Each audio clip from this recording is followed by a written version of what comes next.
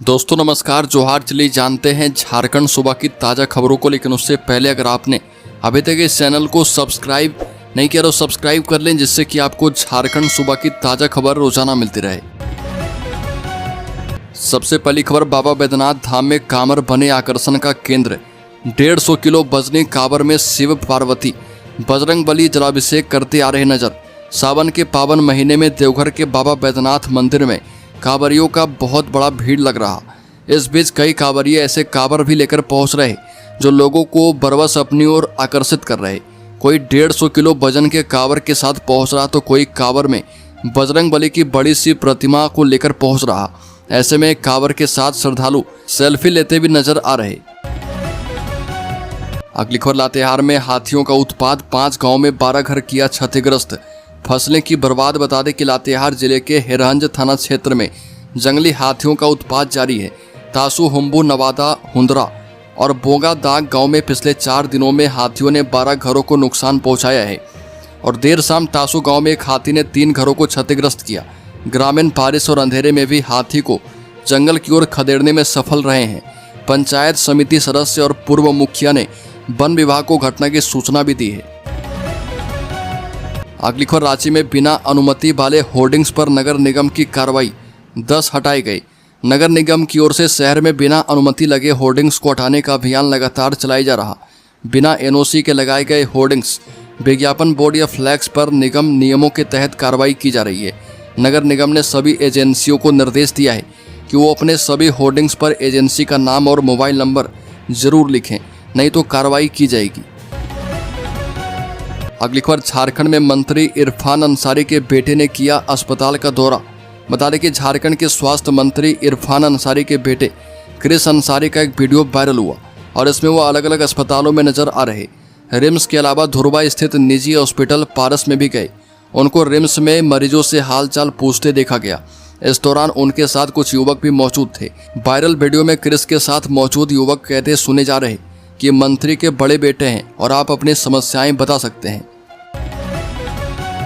अगली खबर, विदेशी शराब दुकान के नाम से नहीं होंगे शॉप्स, लॉटरी सिस्टम से होगा आवंटन।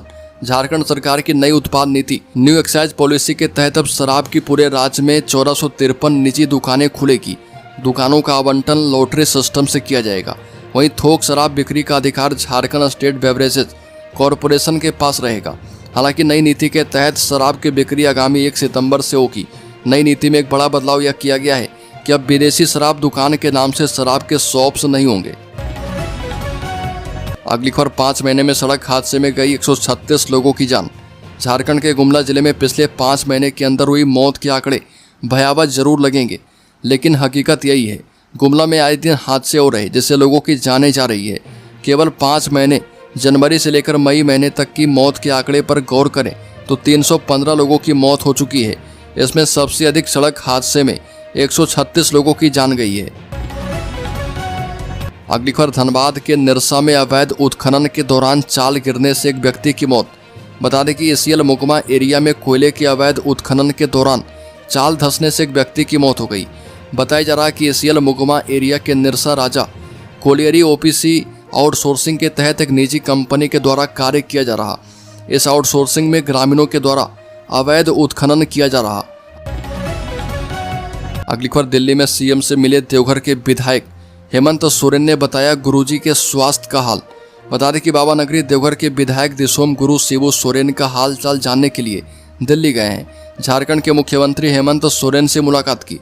हेमंत सोरेन से उन्होंने दिसोम गुरु और झारखंड के पूर्व मुख्यमंत्री शिबू सोरेन का हालचाल जाना। देवघर के विधायक सुरेश पासवान ने सीएम हेमंत सोरेन से मुलाकात कर कहा कि बाबा बैद्यनाथ की कृपा गुरु जी पर है और वो जल्दी स्वस्थ होकर हम लोगों के बीच आएंगे। अगली खबर, अनुबंध पर बहाल होंगे डॉक्टर एवं कर्मी, स्वास्थ्य व्यवस्था में किया जाएगा सुधार। चतरा जिले की स्वास्थ्य व्यवस्था में अपेक्षित सुधार को लेकर कवायद तेज कर दी गई है। इसके लिए आधारभूत संरचनाओं को सशक्त किया जा रहा। कुल 40 लोग बहाल किए जाएंगे। मानव बल के कमियों को दूर करने के लिए अनुबंध के आधार पर बहाली होने वाली है। इनमें चिकित्सक से लेकर अन्य कर्मी शामिल हैं। बहाली को लेकर कागजी प्रक्रिया आरंभ कर दी गई है। अनुबंध पर नियुक्ति की जाएगी। अगली खबर, राज्य के पलामू जिले में चतुर्थ वर्गीय कर्मियों की बहाली स्थगित करने की अधिसूचना जारी। राज्य के पलामू जिले में चतुर्थ वर्गीय कर्मियों की बहाली स्थगित करने से संबंधित अधिसूचना जारी कर दी गई और 11 जुलाई को झारखंड सरकार की कैबिनेट बैठक में बहाली प्रक्रिया को लेकर चर्चा की गई थी। इसमें बताया गया था कि राज्य में चतुर्थ वर्गीय कर्मियों की बहाली का कोई अपना नियम तैयार नहीं किया गया है। अगली खबर, विधानसभा चुनाव से पहले शराब तस्करी पर सख्ती, सीमावर्ती क्षेत्र में शराब दुकानों की बनाई जा रही सूची। बिहार में शराबबंदी लागू है, लेकिन झारखंड में शराब बिक्री की छूट के चलते सीमावर्ती क्षेत्र में तस्करी खूब होती रही है। बिहार में आगामी विधानसभा चुनाव को देखते हुए पलामू जिला प्रशासन अलर्ट मोड में है। शराबबंदी को प्रभावी ढंग से लागू करने के लिए बिहार के अधिकारी समन्वय लगातार बढ़ा रहे। इस कड़ी में बिहार पुलिस मुख्यालय और मद्य निषेध विभाग ने झारखंड के उत्पाद विभाग से सहयोग मांगा है। अगली खबर, रामगढ़ पुलिस ने रंगदारी मामले में 4 आरोपी युवकों को हथियार के साथ दबोचा। रामगढ़ जिले के भुरकुंडा जुबली कॉलेज भवन निर्माण कार्य में धमकी देकर काम बंद करने वाले अपराधी को पुलिस ने गिरफ्तार करके परेड करवाई और उसके बाद न्यायिक हिरासत में रामगढ़ भेजा है। पुलिस ने गिरफ्तार अपराधी को भुरकुंडा बाजार संकट मोचन मंदिर से जनता टॉकीज तक पैदल परेड करवाई। इस बीच सभी अपराधियों का सिर शर्म से झुका रहा और बाजार में सैकड़ों लोग देखकर पुलिस की तारीफ करते नजर आए। अगली खबर, रांची में 2 बिल्डरों से लूट, इशारा करके रुकवाई कार, बदमाशों ने उड़ाए 50 लाख रुपए। झारखंड में अपराधी के हौसले 7वें आसमान पर हैं। प्रदेश में कहीं दिन दहाड़े हत्या हो जा रही है तो कहीं फिल्मी स्टाइल में अपहरण और फिर लाखों की लूट। अब अगवा कर लूट की एक ऐसी घटना बोकारो जिले से सामने आई है। यहाँ पर बदमाशों ने रांची के रहने वाले 2 नामचीन बिल्डरों को अगवा करके उनसे 50 लाख रुपए लूट लिए। लूट की यह घटना जिले के चास मुफस्सिल थाना इलाके के अलकूसा मोड़ की है। पीड़ित बिल्डर का नाम अभय सिंह और जय सिंह है। अगली बार अमित शाह को पत्र लिखकर बकाया 13,000 करोड़ रुपए माफ करने की मुख्यमंत्री हेमंत सोरेन ने मांग की। झारखंड के मुख्यमंत्री हेमंत सोरेन ने केंद्रीय गृह मंत्री अमित शाह को पत्र लिखकर राज्य में नक्सल रोधी अभियानों में सीआरपीएफ की प्रतिनियुक्ति के लिए झारखंड द्वारा केंद्र को दी जाने वाली 13,300 करोड़ रुपए की राशि को माफ करने की मांग की। सोरेन ने कहा कि यदि राज्य की इतनी बड़ी राशि का भुगतान करना पड़ा तो झारखंड की विकास योजनाएं गंभीर रूप से प्रभावित होगी। अगली खबर, जमशेदपुर के लोगों का मधुमक्खी पालन से बदलेगा जीवन, वन और उद्यान विभाग करेगा मदद। जिस प्रकार असम, हिमाचल प्रदेश जैसे पहाड़ी राज्य अपने किसानों को मधुमक्खी पालन करवाकर उनकी आय को प्रतिमाह 1 लाख रुपए से अधिक कर चुके हैं, ठीक उसी तर्ज पर वन विभाग एवं जिला उद्यान विभाग बड़े पैमाने पर मधुमक्खी पालन करवाने जा रही है। विशेषज्ञों का मानना है कि मधुमक्खी पालन के लिए दलमा पहाड़ी एवं पूर्वी सिंहभूम जिला के बोड़ाम क्षेत्र को पूरी तरह अनुकूल पाया गया है। अगली खबर, झारखंड में कांग्रेस ने पंचायत स्तरीय समितियों के गठन की प्रक्रिया शुरू की। कांग्रेस की झारखंड इकाई के अध्यक्ष केशव महतो कमलेश ने कहा कि पार्टी ने पंचायत स्तर पर समितियां गठित करने की प्रक्रिया शुरू की है। उन्होंने कहा कि ब्लॉक स्तरीय समितियां पहले ही गठित की जा चुकी है। कमलेश ने अब पार्टी के संगठन सृजन अभियान और प्रशिक्षण कार्यक्रम को संबोधित करते हुए कहा कि एक पंचायत समिति में 12 सदस्य होंगे, जिनमें अध्यक्ष, 2 उपाध्यक्ष और 9 महासचिव होंगे। अगली खबर, कांग्रेस के छात्र संगठन एनएसयूआई के जिलाध्यक्ष अनीश गोप मनोनीत किए गए। झारखंड कांग्रेस छात्र मोर्चा एनएसयूआई के प्रदेश अध्यक्ष विनय उरांव ने झारखंड प्रदेश के विभिन्न जिलों में जिलाध्यक्ष मनोनीत किया है।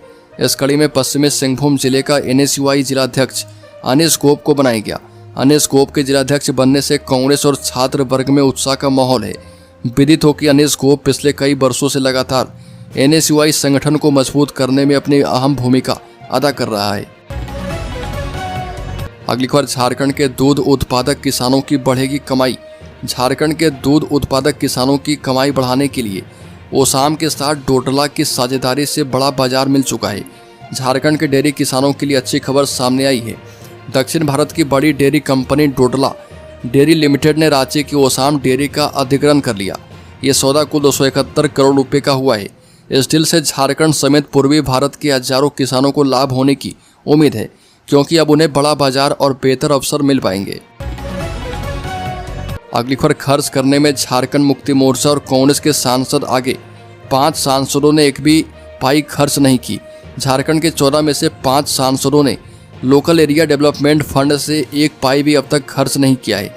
इसमें भाजपा सांसद मनीष जायसवाल, निशिकांत दुबे, कालीचरण सिंह, अन्नपूर्णा देवी और झारखंड मुक्ति मोर्चा सांसद विजय हांसदा शामिल हैं।